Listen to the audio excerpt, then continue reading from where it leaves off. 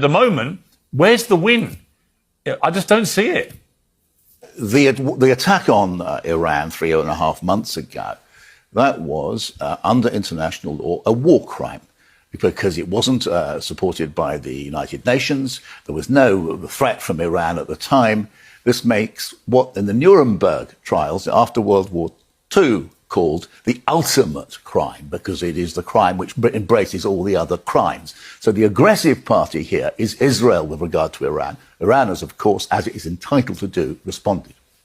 I was witnessing live every day the ethnic cleansing, the pogroms, murders, barbarism. The world urgently needs to act to stop the terrorism, the state-backed terrorism, which is going on in the West Bank, and, by the way, the continued killings and slaughter and annihilation of Gaza. And also the world needs to remember that people in Lebanon, 3,500 of whom have been slaughtered since the ceasefire broke.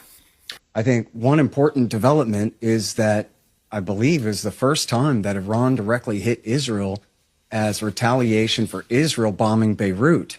And not even necessarily Hezbollah targets, but whoever they were killing in Beirut.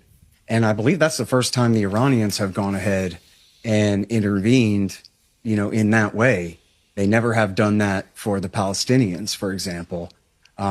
But that goes to show, I think, that they're feeling that they are in a greater position of strength compared to where they were. The reason the ceasefire was called was because the military actions alone just weren't working. Because what the Iranians were doing was they were ignoring the fact they were getting bombarded, and they were simply focused on shutting the Strait of Hormuz and attacking the Gulf state neighbours. It turned out to be a very smart strategy. You may not like it. However, as a strategy against the bombardment, it turned out to be very effective. It forced a ceasefire. Then we had a blockade, which wasn't really a blockade. That didn't work either. The Iranians still control the Strait of Hormuz. They still have enough weaponry to attack the Gulf states at will. They still have enough weaponry to attack Israel, as we've seen. So this idea they've been completely decimated militarily clearly isn't true either.